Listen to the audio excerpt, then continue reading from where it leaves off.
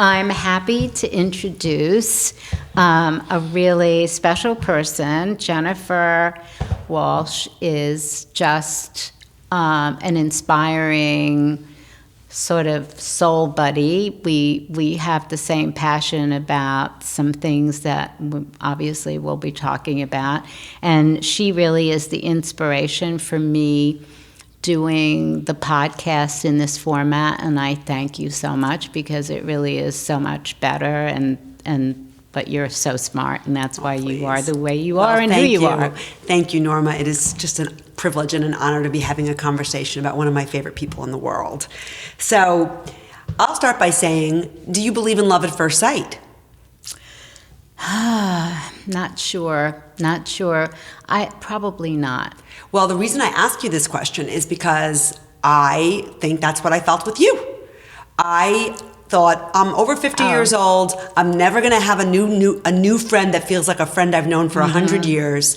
And I met you, and I felt like I was meeting a friend that I'd had for 50 years. Right. So that's my love at first sight story, Norma Kamali. Yeah. I agree, because there are friends you have for a long time, and then you don't see them, and you pick up the conversation where you left off. We have that from day one. So I'm so grateful, because you don't think you're going to meet people at so many different points in your life, and it's great. And thank you. Well, I feel like you're very open, so it probably happens to you a lot more than it happens to me. So speaking of openness, one of the things we first clicked on is I think we share a little bit of a worldview about the universe and destiny, and how the universe is always talking to you through signs and synchronicities. So can you share a story about a synchronicity with me where you felt that the universe was talking to you and you were actually responding? Yeah. Well, I think I learned more about this through the years, and there are people who kind of open this concept up, and you actually know Barbara Reeder, and I think one of the big turning points in understanding this was when my mother died, and I went to see Barbara Reeder, who is a psychic of sorts, who is able to connect with people who have passed. And I was shocked, because I was not a big psychic believer. I was shocked in how she was telling me about my mother in a way that only I knew in my relationship with my mother, especially when she looked at me and pointed her finger and said, "Your mother says she doesn't like your hair like that." I knew for sure that was your mother. We were in touch. Your mother. And then throughout that experience, she said, "Your mother is still with you, and you will, if you're aware, you will see signs of her presence." And so my brother had been suffering for a long time, and was threatening suicide more times than not. And so one night he called me and he said, I don't want to live anymore. I'm going to kill myself. And I went running to his apartment. And was that the pattern? He would call, you would go running? And so in that same apartment, he and I had a ceremony for my mother's passing, and he had candles and he played Etta James' At Last. So when I came in, he was sitting on a bench in front of the TV, and the door was open, and as I sat on the bench next to him, on the TV was a cat commercial, and the music was At Last. No. The minute my butt hit chills. So I was like, okay, that's my mother. That's so bold and so obvious. And then I started to really tune in to little things that would come up on my iPhone, or all of these things that I wasn't paying as much attention to. But I'd been aware, but this deepened my sensitivity for signals. Right. And we shared this belief that the other side is trying to communicate with us. And if we just pay attention, we'll see. So Have there been decisions that you've actually made based on signs or feelings that you've gotten that you maybe interpret as intuition? I mean, what role does intuition play in your decision making? I think a lot. I mean, I'm calculating in my decisions about business moves, and I'm calculating in the nicest way. But I always, in the end, wake up in the morning with a feeling, and I go with it. And I think so much happens through our dreams and at night. And I am very much aware, I hope I don't sound kookier than ever in this, but I'm very much aware of the fact that when I'm sleeping, since I started designing, ideas come to me that I feel are a gift to me and that I had nothing to do with. And so I've felt guilty in the past that these ideas, they're visual, I see them, but I didn't create them. They were given to me. And so I feel so appreciative that there is something coming through me to do these things, and I love them, and I'm so excited. But there's a part of me that knows that some of the things I've done have come through, and I've never seen them before. I think it was John Lennon that's talked about being tapped into the collective unconsciousness, and you are one of the most source-inspired, source-channeling person. I don't care what you consider source to be, but there is this sense that you've just sort of, your fontanelle never closed as a baby, and you've just been kind of downloading the inspirations. And one of the things I love about you is that you just don't have inspiration for yourself, you have it for people that you love too. I mean, you're somebody who just dreams big for your friends as well as you dream big for yourself. Well, I think that I think one of the things, and you and I have had this conversation, that understanding your purpose and understanding why you're in this lifetime is a really important thing to come to terms with. And besides leading a creative life, my goal has been, and I understood that was my job, to make women feel good about themselves, how they look, their self-image, whatever I can do. I feel I have the ability to do that. So I have this, it sort of makes, it fills me to know that something I know I'm sharing with someone else and something good can happen. Right. And I love doing that for women, especially friends, wherever I can share, because so many women have helped me and have been selfless in their generosity for me. So it's something you do it. You're the most generous person I know.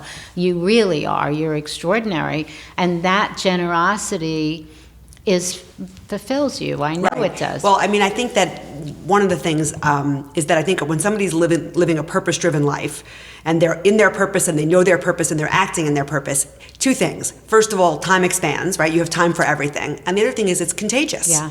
So you're contagious and you make people feel like anything is possible. So my question about purpose for you, and I'm playing a little bit of an innocent here because I have a feeling about this, but people have said to me, purpose is a luxury.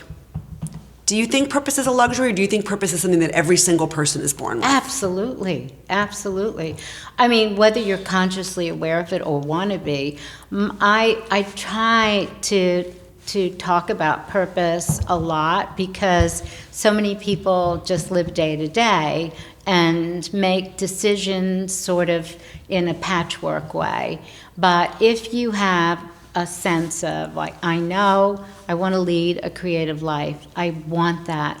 It's so important. That freedom is important to me, and I want to do everything I can for women. So every decision I make, if I'm not sure, well, that's the answer. Does it check those boxes? That's the answer. Right. So is it doing that? Am I on point? Now, maybe it'll nuance and change along the way, but basically, I knew early on that those were things I really loved and wanted to do. The sisterhood part of it, though, I mean, you're very, very early on a person who has been very vocal about your support and your advocacy and your elevation of other women. Is that something you saw in your family? Did you see it in your neighborhood? Like, where did you get the role model for that? You know, I think the role model came from positive and negative images. So my mother was just an extraordinary, complex woman who saw no limits to what's possible for a person, not just a woman, but for a person. She could do anything she put her mind to, and she did, except she was born at a time where all of that skill and all of that talent could not run a company and be much more productive in her life than I am, because she was far more talented. So it was timing there that didn't work. The other images that I had of women were, I grew up in a neighborhood where women had 10 kids. You know, it was a Catholic neighborhood. It was just the tradition to have large families, but I saw the draining from each of the mothers, how they just became vessels for having children, and they couldn't really have a life because there was no money, first of all, to even feed the kids. There was survival. It was tough. And so I weighed those images and realized the women have to be helped, they have to be supported, and women who have talent need to be able to have a place to express it. And so it set the image for me. I knew I wouldn't have kids. Those images were so powerful, and I knew that my mother's skill and talent, I had some of that, and I didn't want anything to get in my way of living the dream that she could have had, because it was also my dream. So the story started as hers, but its ending is yours in that way. Wow, that's so beautiful. So I that resonates so deeply with me. But you're a pioneer, because people weren't talking about supporting other women and allowing them both their creative freedom and their financial freedom, or even feeling good in their skin. So did you always think that your outlet was going to be creating clothing to start that made women feel comfortable in their own skin, or? You know, I think it really started first by I needed to understand who I was, and I was trying to find my way, because, as you know, I wanted to be a painter, and I was so committed to that. But all of that training was great, and the universe took me off in the path, and I ended up creating clothing, and I realized how happy someone could be if they felt good in what they were wearing, and it helped them project a side of themselves. And then the stories, and every designer hears this, I'm not unique to this. Yeah, but you didn't need a TED Talk to tell you that feeling good in what you're wearing gives you confidence from the inside out. And so that really taught me a lot. And there was a point in my career where I really doubted my choice. I really felt, there are people curing cancer that are doing very important things. It suddenly didn't feel like an important enough. Yeah, and I'm worried about a quarter of an inch off on the hem that the factory didn't do. And I'm worried about that, and I'm thinking, something's not right. I need to get perspective. And then I started to really listen to the stories women were telling me about when they wore something, or they had a life-changing experience, and they're like, my God, why aren't I listening to these people? This is powerful, and why can't I help more people? Why can't I do this in a way that is even bigger? So my decision to do Walmart was really out of think of all the women who've never been able to afford a design or anything. Democratize the experience. And so by doing clothes under $20, I reached millions of women. Another And there totally was pioneering move. and I had people write little thank you notes on their Walmart sales slips, you know, just the little register slip, and they would save them for me. And I remember just being teary one day, thinking, oh my God, this note, this woman's just tearing my heart out here. And I really thought, there's the power of this is really something I underestimated. So. But you were drawn there, and it's interesting because, I mean, you and I both agree that there's scarcity thinking and there's abundant thinking. Yeah. And you're just a natural abundant thinker. But was there ever a part of you that thought, if I do this low-priced thing, it could devalue, you know, what I do, you know, on a daily basis in terms of the higher priced part? Did you ever have scarcity thinking around that? Well, you know, that was the concept and the thought, but I really felt, and I learned about what I could do. All of the factories that I was working with through Walmart were high-end factories who were making clothes for famous designers, high-end brands, famous department stores, high-end, and they would take on the Walmart product, same machines, same sewers, to do volume to really make money, and big volume. And so I got to know each of the factories that we were working with, and I said, fit and detail and quality mean everything to me. I gave them my patterns to follow, I gave them a sample to follow, and I worked with them so that all of the women that bought these clothes at Walmart were getting the same quality that I would give them from high-end factories. And so I learned that you can have power of quality and good fabrics with volume. Amazing. And so that experience was one of the best learning experiences I've ever had in my life. And I don't regret it at all. I don't think I lost a customer. There were people, I mean, Kathy Horn, who was writing for the New York Times, literally called me and she said, I went to Walmart at 2 o'clock in the morning, upstate New York, and I bought the last dress on the rack that's $16, and I'm going to wear it to the Giorgio Armani whatever tomorrow. So people understood that the quality was really there and that I was invested in not taking the name Norma Kamali down, but trying to lift up women who had never had that experience. Extraordinary. And it turned out that people were buying quantities of it and then reselling it on eBay for twice the price. No. Yeah, so that $16 wild. dress actually was being sold for $200 on eBay because there were none left.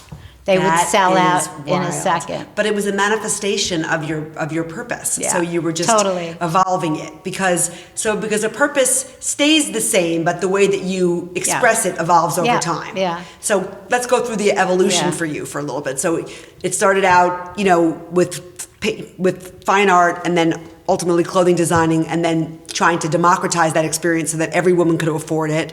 And then where have you followed that inspiration of purpose from there? Well, and this is an important phase that I'm very serious about now. So in 1980, 2 of my best friends died of AIDS. And before that, you know, baby boomers just never thought about death. We were all in our prime, healthy, no matter what was going on. We were vital and energetic. And now there is no cure. People were dying.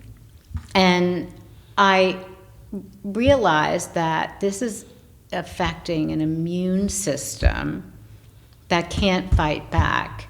So should we all be caring about our immune system? Should we be thinking about being healthier? No, we never had this conversation Nobody's before. talking wellness or disease avoidance. No, right. we're talking Studio 54. Right. We're talking like none of this. So I became obsessed with trying to find this out. Now, I had the luxury of being obsessed because I didn't have children. If I had children, my love and nurturing would be towards them. But I had the opportunity to go to Arizona and go to explore, what Dr. Low Dog, the Indian medicine woman, and Andrew Weil and Michael Pollan were talking about, all these people, and I would go regularly. And this is before the internet, so it's not like you're Googling this stuff. No. I mean, you're out there. I would go to sessions and take notes and go to meetings in California and all over the place, but Arizona was the center of this very quiet conversation of integrative medicine and proactive approach towards healthcare. And so these were some of the early people who were, I don't think Michael Pollan had even written his first book yet.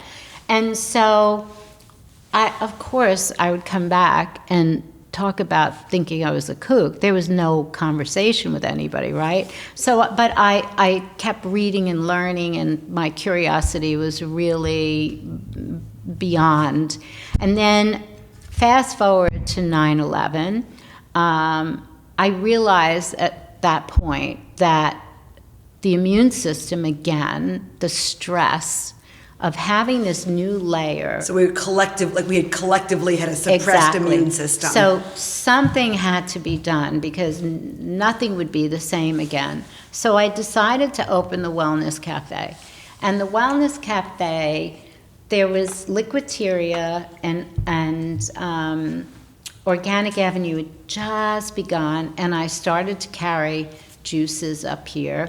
But I also looked at things like, well, if you're going to brush your teeth with a toothpaste that has chemicals or sugar, and you have the choice of brushing your teeth with a tooth soap that also can pull bacteria out of your system, maybe that is an immune supporter. It's something that's going to take less stress on your immune system. You never thought stay in your own lane, Norma? What are you doing with this? That thought never crossed your mind? No, because to me, I had information that I could share and that could maybe people be interested in. So the other thing, so there's a mouthwash that can alkaline your body and take the acidity out. So I started to source all of these products, and before I knew it, out of the little holes, all of these people who were interested in a healthy lifestyle were coming out of the woodwork, all silently doing their thing because it just wasn't what people were talking about. Totally. Glennon Doyle says, when you find out what breaks your heart, and then you go to serve that, you'll find your people. Yeah. So that's what was happening. Yeah. Your heart was broken by this, and you found your people when you went to serve that population. But a very informed group of people, and then I started to have talks with people who were smart and had information to share. We used this floor to do a different workout every evening and have talks and teas. And fast forward to now. Well, I'm so happy that everybody is thinking about it or talking about it. Now you go into the grocery store in the corner and everything's there. However, there's an excess of product. Some of it may be a commercially viable concept, but it doesn't have a soul and doesn't have a reason. So there's too many things. And the more I looked at it, I thought I need to help people simplify and don't jump to trends. Like there's cannabis in everything now. Do we know, is it going to work for everybody? It's just too much. You know that there's no authentic kind of core to this in the wellness world. Yes, some of it works, but what is it about? So I instead then decided I know enough about simple core ingredients that can help a woman feel good about herself without a stitch of makeup on. I will start with skin and base everything thereafter on a healthy lifestyle, which is sleep, diet, exercise. And so those simple concepts are free, basically. We eat too much food, just eat better food. If there's a staircase, you're at the gym. And sleep, you have to start thinking about it from the minute you get up. Are you respecting that ritual of sleep? And so I then thought, if I start with skin, which is basically biggest organ the in way the body, we are, yeah. and I help women feel that, yes, your nose is your nose, your eyes, your eyebrows, your lips, they don't need to be fuller, they're your lips. Why not just do the best version of you through a healthy lifestyle, but also from products that will make you feel good enough to not have to put anything on.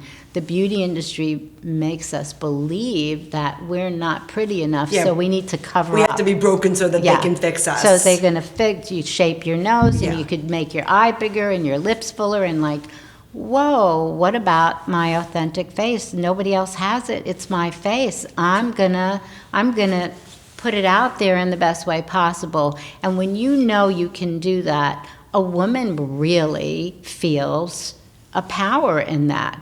Now, if you want to put makeup on to play, that's different than putting it on because you want to cover your You feel like you need to be wrinkles, a you want mask, to do right. that. Yeah, so. Well, okay, basically what ends up happening from what I'm hearing about this arc is that you are a pioneer, you create an opportunity that eventually becomes mass, everybody's doing it, then you move on to the next thing, and now you're doing that once again. So my question is, I'm just completely, I think, confused by how much plastic surgery and Botox and fillers people have. And I think that what confuses me is that I think that people think they look younger, and they actually don't. They just look different Witness or protection, weird. yeah. So, so what are your thoughts on that? And Yeah. what do you imagine is going on inside somebody who Yeah. looks in the mirror and sees somebody that's completely altered? Well, so my feeling is I don't want to say, if a new sort of laser something comes out and it does something to your skin that freshens it or whatever. I'm not saying I'm against any of that stuff. What is hard to feel good about is when women have such low self-esteem that they will go as far as creating new lips or just a different face so that they can feel better about themselves. That's where it makes you feel sad, and you don't want women to look vulnerable because they're not feeling good Right. about who they are. Right. And that vulnerability is an unhealthy one. Right. And people take Because advantage. it's insecurity more than it is vulnerability. And it's a signal that they can be taken advantage of. It's a signal we put out when we show that. right. So that concerns me. But if something's going to make you feel good and it's not distorting you, then it's okay. If you want to change the color of your hair, if you want to do eyebrows a little arched or whatever. But when it comes into this other zone where you just look victimized, Right. that makes me feel really bad. Right. Because I'm just wondering, people think, well, I'm doing it to make myself feel better, but does it really make people feel better? Yeah. No, I don't know. I don't know. Maybe it does temporarily. I don't know. But the aging process is a very difficult thing for a lot of women because they no longer feel that their value is as good as it once was because we've been judged by the way we look for so long. Right. So now I think the way to achieve that is to be as healthy as possible. The more you work out, the tighter your neck is. Right. Right? Right. The more you eat healthy, the shinier your eyes and your hair is better. There are real things you can do Right. that can affect how you look and how you feel Right. about yourself. A virtuous cycle. You Yeah. and I had lunch a few weeks ago, and you were the first person who I've ever talked to who saw menopause as this great celebration for a woman. Yeah. And you really talked to me about how from your 50s on, you know, your great rewards are all coming. So can we talk a little bit more about that? Because that's not a message we're hearing from anybody out there. No, well, I mean, we just ended a conversation about being healthy. That's critical to this whole story, because the experience, first of all, turning 50 is a huge milestone for women, like turning 30 is. So from 30 to 50, you're evolving and establishing your sense of self. And then all of a sudden, as you get into 45, 46, there are changes, you're feeling different, your hormones are changing, and you start to have this insecurity about, I don't feel grounded, I feel like I'm floating or something's going on, and it's disturbing and disorienting. So the way to get through that in the best way possible is forget alcohol. We talked about this. Forget anything that's going to compromise your immune system, and focus on health, health, health, health with as much energy as you can muster, because that's a proactive approach to getting through this period and keeping your self-esteem and your sense of worth. Right. So maybe this isn't a fair question, but for somebody who doesn't always have that wellspring of connection to creativity and to, you know, and I know gratitude's a big piece of that, you know, do you believe that if you first act it, that it will come? Like, in other words, if you focus on health inside and out, then the next step will happen? Yeah, it's very, very, very much so. I think that that's a big key factor. And we aren't having that conversation enough for women who are in their mid-40s to 50 about now you don't have a choice anymore. There is a different kind of exercise you do at this point in your life. It's different from what you did when you were 30, but there's an exercise program you need to start to give you the strength and the power to get through this. And I think everything you put in your mouth has an importance in how you're going to react and how you feel. Do you need caffeine? No, you don't need it. Do you need to sleep? Absolutely. Right. Respect that part of your life. Sleep, out of the sleep, diet, exercise, we've talked about this, is 50% of the pie.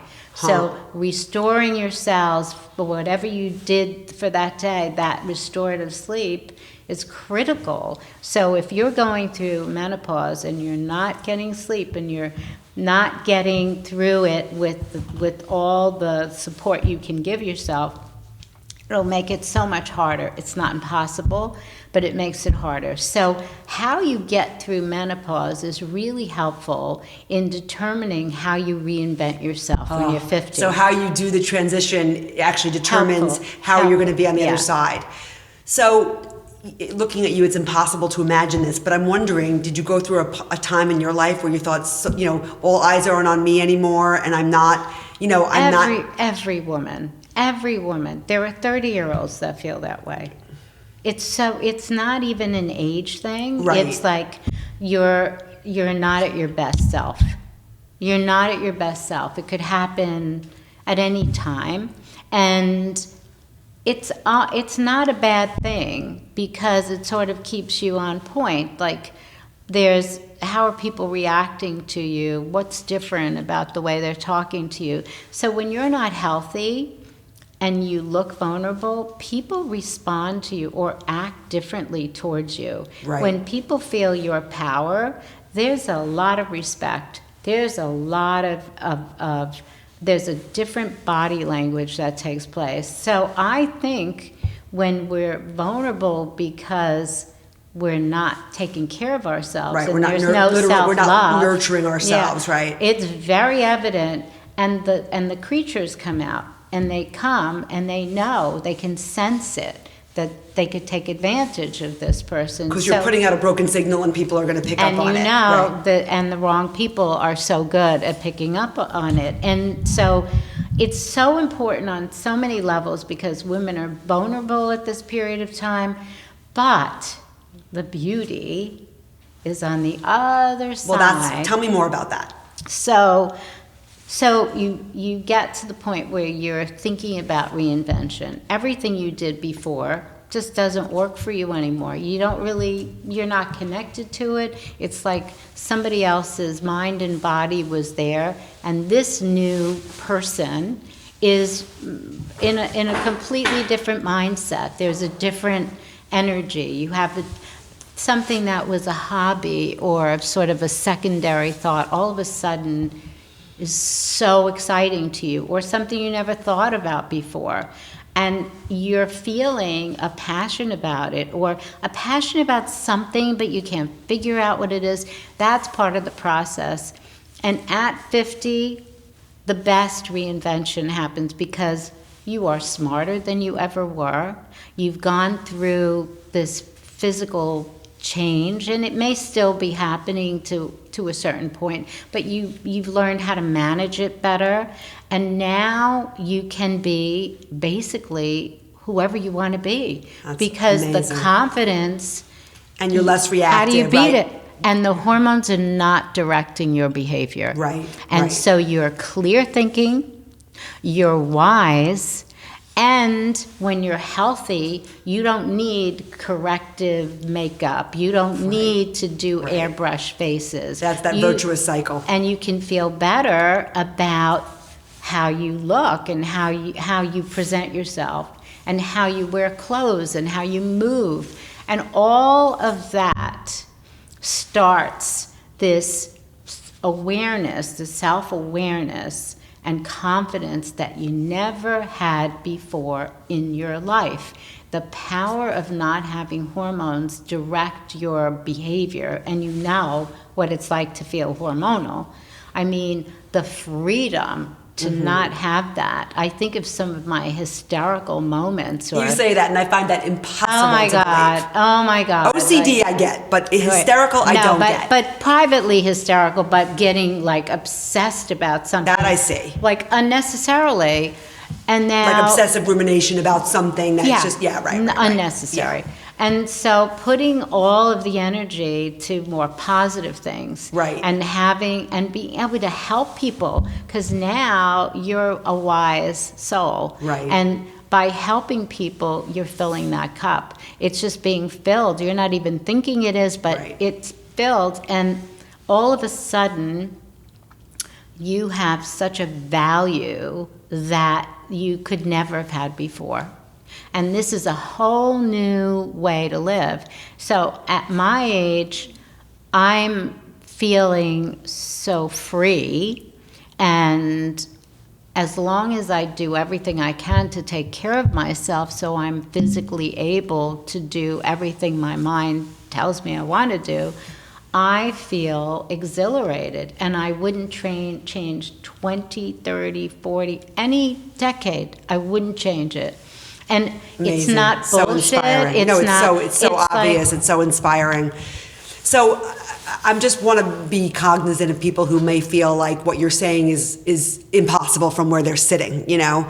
So I want to ask, you said bad energy brings out bad people. Have there been times when you've let your boundary down and you've interacted with people that is there any story that comes to mind where? Well, I can just name practically every guy I had a relationship with when I tried so hard to believe I could balance the woman who was running a business and directing a big staff of people and factories and licenses that would come home to pretend to be what that woman should be in a relationship. Right.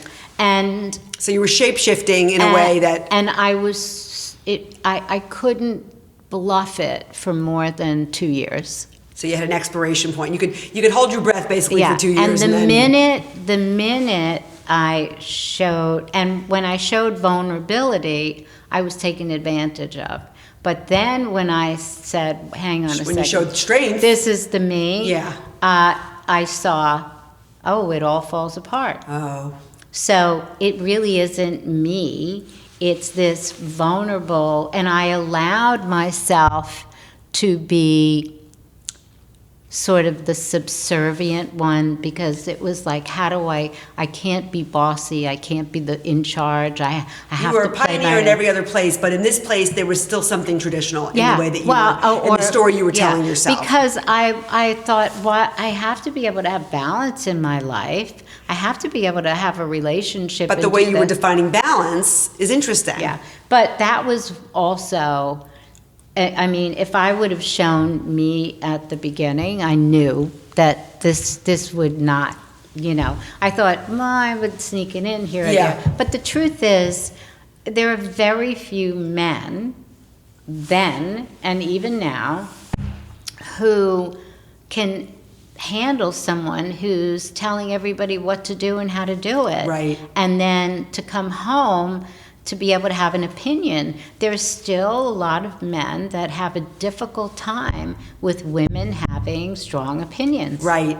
So what was the shift for you when you realized I'm doing this in 80% of my life, but in this 20% of my life, I'm not being authentic. Yeah. So what was the shift for you? Well, I mean, I just kept sort of lying to myself, and I have to admit that I didn't put the same energy into the relationships I put into my work. I said 20%. Yeah. I mean, for most people, it would be 50 or more, Yeah. but I know So- you, so I said 20%. So because of that, you're not really thinking it through. You're not being collaborative with the person you're with. But there was a part of me that knew, as much as I really liked these guys and thought that they were an important person for me to be with at that period In your of growth, time. for your growth. And I learned from each one of them a lot, and they were substantial people, but I knew I wasn't going to marry them. I knew I didn't want to spend the rest of my life with them. Whatever it would be fine. So it's sort of, I also projected something else there too. So I'm guilty in maybe, mixed messaging. Right, because if you're not being authentic and it feels authentic to them, they don't know any different. So I mean, relationships are still a very big conversation women have to have, because as much as we've accomplished in moving up and getting more power and being more important in the workplace and in our careers and goals, and even trying to figure out childcare and how to do that, connecting with men who are the right fit, it's very difficult, still a difficult. Right. And I'm just wondering, in your case, because you were divorced at an early age and you actually, you lost things that you had worked very hard for. Yeah. Did that make you feel like there wasn't a happy version of a romantic partnership? It's interesting. Because I didn't have a lot of boyfriends, but I had longish relationships. And there would come a time that I was just like, oh, I can't wait just to be by myself, to be with me, to find me. So I would have those intervals and I would be happy for them. And then I would maybe meet someone and say, oh my God, so much fun, or that they're so smart, or whatever, and I'd be intrigued with them. But I never thought I was going to meet my soulmate. I just didn't. Do you think you believed in soulmates? I thought that other people had it, So but you recognized it in other people. I didn't have a sense of what that meant. Your creative life was almost like your soulmate Totally. in a way. You nailed it. Totally. So I didn't feel like, oh my God, my life's not complete. I don't have a soulmate. I never thought that way. And so I've had good long-term friends, and that's so important too, to be connected to people. But when I found my soulmate, it was like, whoa, so this is what it is. And so, okay, I'm 65, and it's better late than never.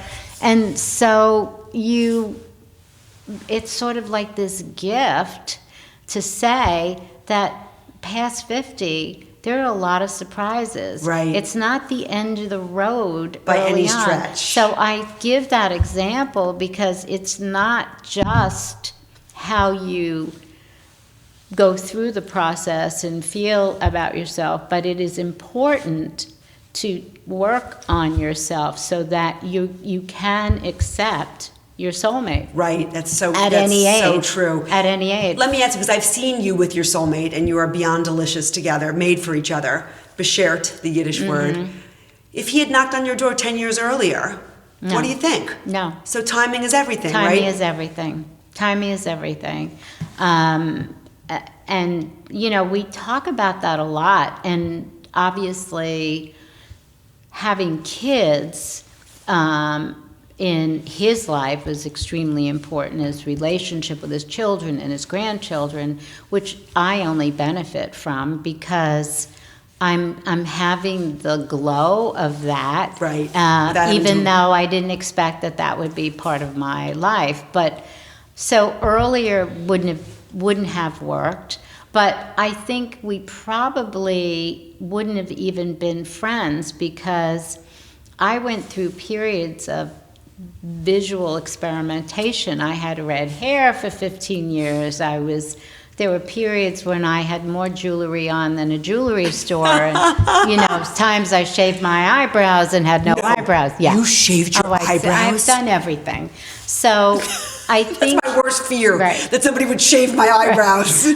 So I can tell you that when he sees the red hair pictures, he's horrified. He's like, I love you so much. I don't know, though, that we would have been able to have a conversation. And that's so true. Right. It's so true because I was projecting this whole other person, and I was living the life of a redhead, which is so exciting and so much Especially fun. for an introvert. You're basically an introvert. Totally. So you tried on an extrovert for a little while, right? And it was so much fun, but totally not anything he could connect He could with. have been able to connect to, right? So, it and is also timing. in terms of timing, I remember you talking about an apartment that you'd spent, I think probably almost 10 years, right? Yeah. Making absolutely perfect. But it was sort of in a way almost like a gilded cage, Yeah. right? Yeah, and totally something that I knew when I turned 50 that was not who I wanted to be or was going to be. And as I told you, I did a total purge on every possession I had, and I realized my possessions were possessing me. Yeah. And they were beautiful, but they were limiting my creative vision because everything around me was so beautiful, so I just wanted more of that same thing. And I realized I had to let go of some of the most beautiful things I've ever owned in my life.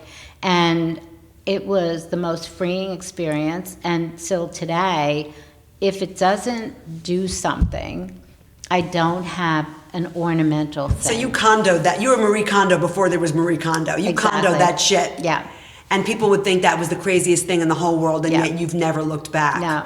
So, love that. What's the role of travel in all of this? Well, travel for me, I had a license agreement in Japan for 28 years, and I was in Japan 4 times a year for a very long time. And so travel in my early years at the airlines, big part of my exploration of who I was in different environments. And travel just has always been an important part of understanding the globe and understanding my place in that world as a designer and also personally. So travel is a big deal. I prefer not to travel as much now, but because Marty travels so much, I enjoy being with him in some of his traveling, and he then tries to be with me when I'm traveling. And so it gives us a chance to like be in a hotel room together and try on a different be, try you a know, in different this energy. romantic Right. kind of, and so it's been really good for us. And so I enjoy that with him. He's fun to travel with, as you know. Right. He's definitely entertaining. And people might not know that you're a soccer fanatic. I've turned into one. I don't know how that happened, but it did. And I'm a big David Silva fan who plays with Man City, and he's a terrific player. So I've been dressing celebrities for my entire career, and I'm not a celebrity groupie at all. I just see them as women or individuals in a completely different way. But I was so excited to do an Instagram selfie with David Silva, and he sent me one of his sweaty T-shirts, and it was like, Marty said, "Don't you think you should wash that?" And I said, "Dude, not happening. No way. We're keeping my this." lucky T-shirt. I love it. I absolutely love it. So as we're following the unfolding of your evolution, and I find it all so thrilling. Where is the evolution taking you next? Well, I think the future of what can be in this disruptive time is very exciting to me.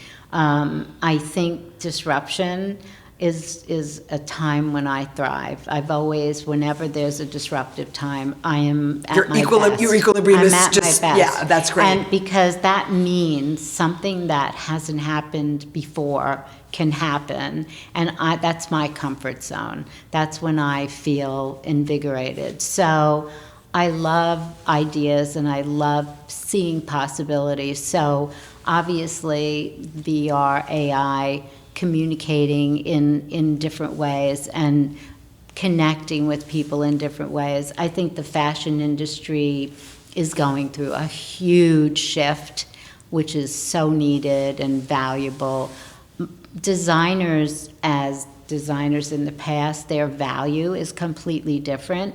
You can be a designer, a celebrity can be a designer, anybody can be a designer. So there's a different value for my skill set. And I have no problem with that because I see an opportunity with ideas and thinking for new things for the fashion industry, not so much in the clothing, but through sustainability, through new ideas and how we sell clothes or connect to consumers, communicating through visceral experiences like VR, AI, artificial intelligence, giving us data to help make that interactive experience personal. To dramatize it, because I see you as such a story-driven person. You love story, you love drawing stories out of people. And so when you first started talking to me about AI, I was like kind of confused by it. And then the way you made me understand it, it's actually about story. Yeah, and AI has levels of seriousness. Obviously, AI is going to change everybody's life, and we as a country, as a population, know very little about it. And that is a big concern of mine because you can be sure the Chinese know a lot more than we do about it, and other countries. And this is going to be the next power. It's not going to be the military. It's going to be this intelligence. So there's levels of this that are very serious, but there's also opportunities to... I think you're answering my next question, which is what keeps you up at night? Very simple things. So I get very... concerned about people I know who have a problem, or there's an issue, or somebody in the company is having issues or something like that. It's those personal things that keep me up. And how do I help? I can't help. What do I do? How does that So whether it's family or friends Right. or So you're not something laying in like bed that. worrying about the World War III. No. You're laying in bed No. worrying about the woman No. who's worked for you for 10 years, Yeah. who's going through a Yeah. divorce. I mean, that's the most personal and immediate. Right. Keeping me up at night is not going to be the big world order, because I am not singularly going to be able to change it, but I think awareness is super Right. helpful. And I also, when I watch the news, I watch as many channels as I can, because I really want to know what everybody thinks. Right. I really want to know. I think in my travels and really becoming very connected to a lot of cultures, Right. even in my marriage, married to an Iranian for 10 years, completely different culture, I learned that it's not the differences, it's what we have in common that are going to make something change. And so when I was younger, I didn't have the patience for that. Now, I'm not as hot about issues. I'm thoughtful, and I want a solution. And so I listen and listen and listen. And sometimes I think, oh my God, what? And then I think, wait, just listen. Where's the connection? Where can I Where's the connection? recognize that there's something right? What is it? And so I've become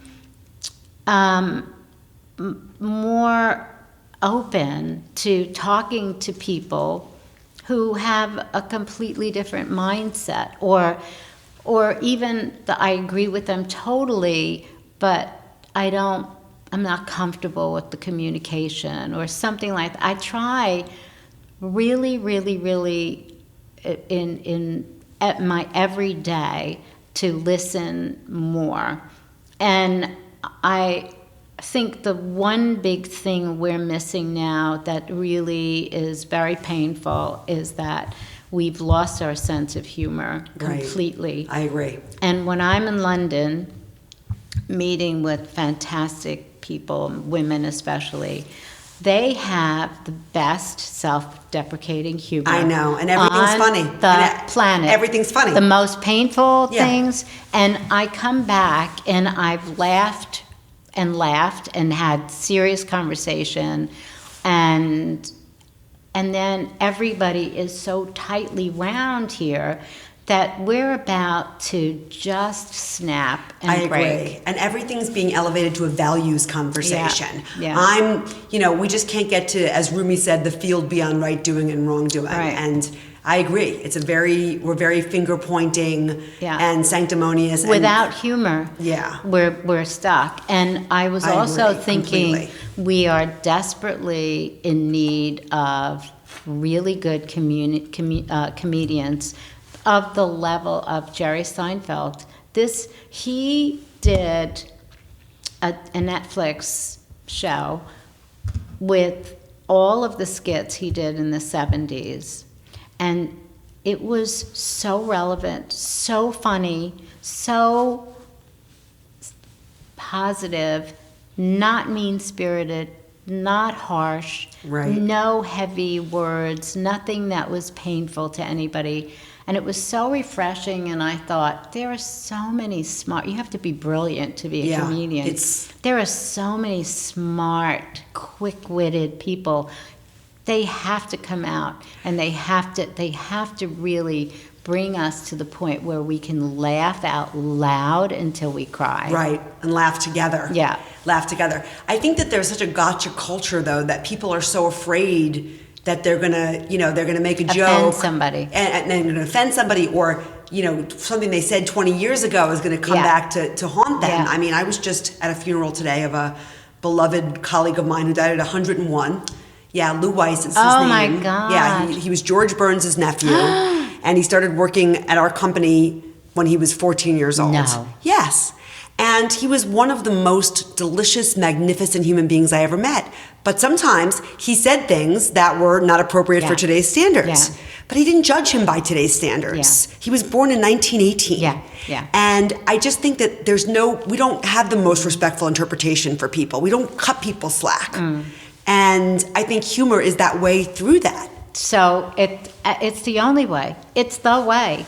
And, you know, when I came back from my last trip to London, I said, let me just put on some comedians, because I can't. 2 phone calls I had, and everybody's so tightly wound, I don't know if I can deal with it. A dinner where somebody was, you know, about to like burst, and I thought, I need to laugh. And so I put on Dave Chappelle, and who's brilliant. And what does he say? The first thing he says is, well, this is the last Netflix show I'm doing because everybody's so sensitive, you can't say anything. And then he went to talk about what's like, said, no, not you too. But I think there are some new talent. There's new talent, there's current talent who, like Seinfeld, knows how to be authentic. And look at what he's done through the years. He's managed to work his way through all of our new standards in the way he's presented his brilliance. He's like ninja. And survived it. Yeah, so there are people like him that we desperately need, and I am praying that they come up, rise up to the occasion, and make everybody laugh and talk about things without hurting anyone and being so point on brilliant that we rethink all of our preconceived notions about who we think we are and how we believe our culture should be. Right. And the us versus them. Oh my God. No more. No more. Right. So I'm hoping that we can do this through humor.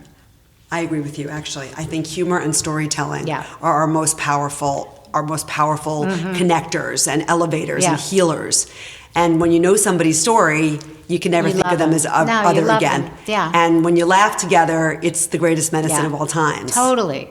And especially when you don't agree. Right. And you agree about what's funny. Yeah. And it's pointed to both parties. Completely. It's the best. The best feeling. The best. And in the 70s, actually, there were so many comedy clubs.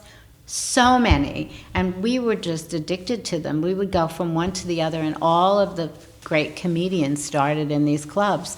And we would laugh so much.